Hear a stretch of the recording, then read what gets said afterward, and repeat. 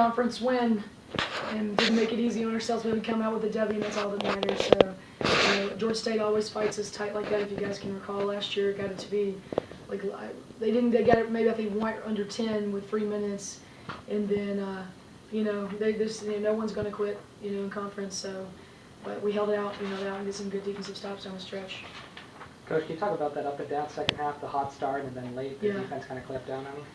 Yeah, I mean, we made some adjustments. They made some adjustments at halftime. I thought, Devin Green started out. We got Shantae kind of back and in the mix, and then we were pushing the tempo.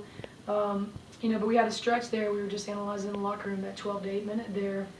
Well, they went on a 9-0 run, and we didn't seem to recover as well. We let them back in, and then they just creeped around the rest of the time. So we've learned a lot about those kind of momentum shifts, and I think that was the only thing. If you ask these guys, they were just disappointed in that. We just didn't put the nail in the coffin when we should have.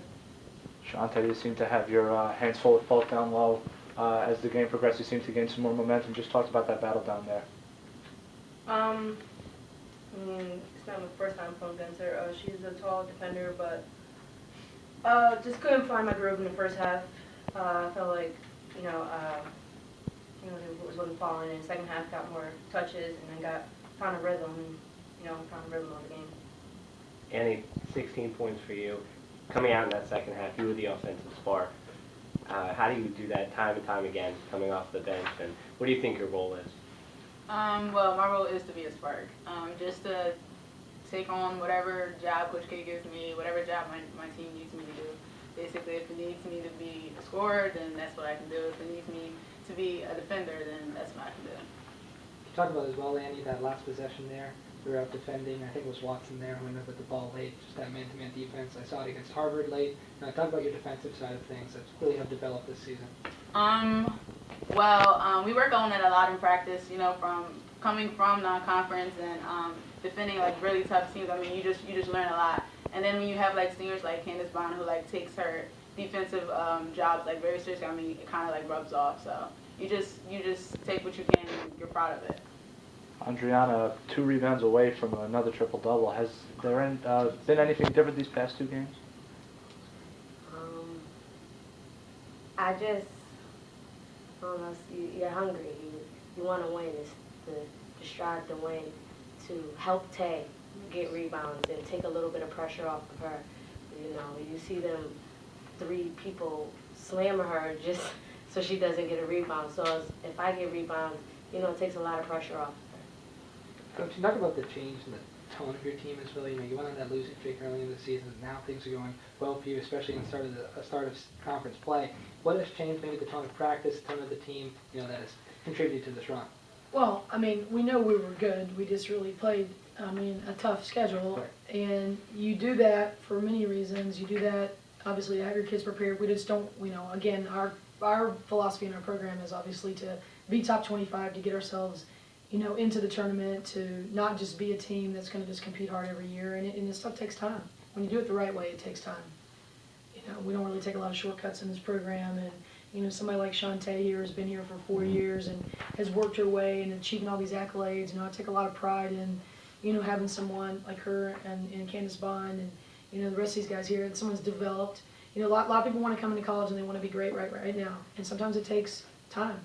Wherever you came from, how your high school, how you developed, what our expectations are.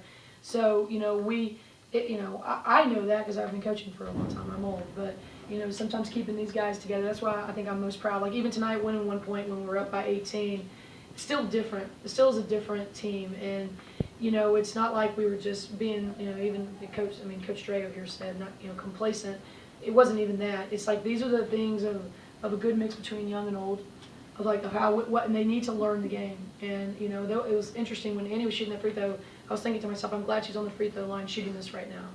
Because we're going to need this when we're playing the CAA championship game and she's shooting that free throw and we're going to hit it. You can't just give somebody experience. They've earned it, and then they have to seize it. And I think that's why they get frustrated, even teaching the young kids. It's like you get an opportunity, you have to value that opportunity. Especially those that have been waiting for opportunities. So, it's a combination of all this kind of stuff. We weren't a bad team. We were playing a good schedule, but we were better than we were on this ending here tonight. And I'd rather talk about this with a win. because now we're going to go down to Mason, and we need to play better and consistently, for a good 40 minutes. And Coach, what do you think your young team learned with this one being tight down the stretch? Yeah, well, let them. What did you learn, Annie? That's a good question for you. Teams aren't going to like they're gonna hit us. We're gonna hit them back, but they're gonna hit us harder.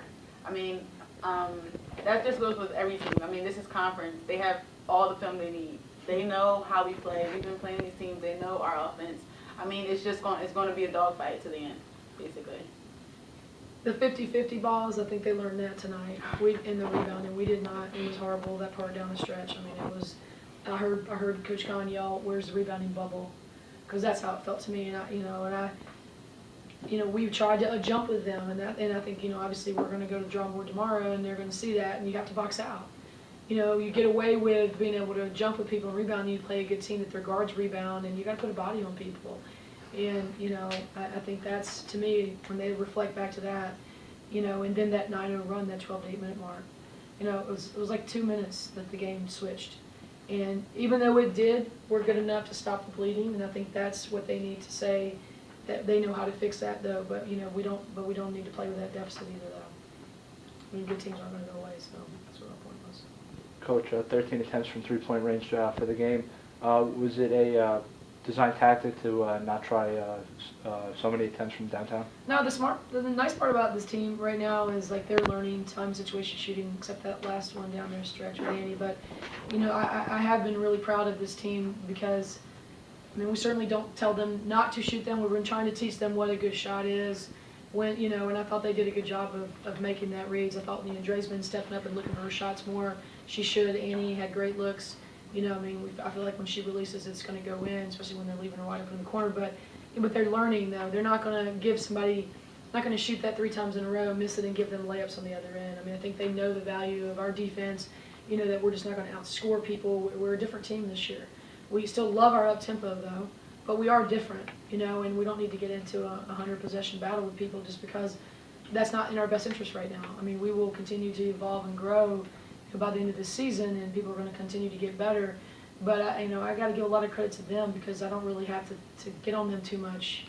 They know when a bad shot's being taken. Just hopefully those down the stretch ones are going to go a little quicker. Yeah.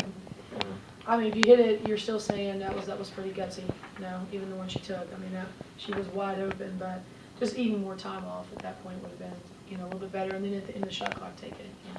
We got to milk that shot clock a little bit more. Down the stretch. Yeah, through the past, you've always mentioned how much of a defensive leader Candace Bond is. Yeah. 2 big steals down the stretch. She just continues to do it again and again. Just what did you see from her? Oh, and she's going to be on pace to have a great game tonight, and I just knew it. And it's just unfortunate that she got little ticky-tack fouls that were called, and I told them today was like being in an away game in the first half, and just kind of playing through adversity that you're just shaking your head about what's going on, and we can't let that take her out of the game because we need her on the floor at that last time, what she's capable of doing, when she's allowed to play her way. So I was very proud of these guys too, making some switches defensively down the stretch. It took a lot of guts. I always pose some questions to them about what do you feel like you want to make this change. You felt because you want them to feel like they can do it. You believe in them that they can do it. They gave me good feedback tonight, and they did a great job making some switches down the stretch to hold off with that 1-point win. Thanks.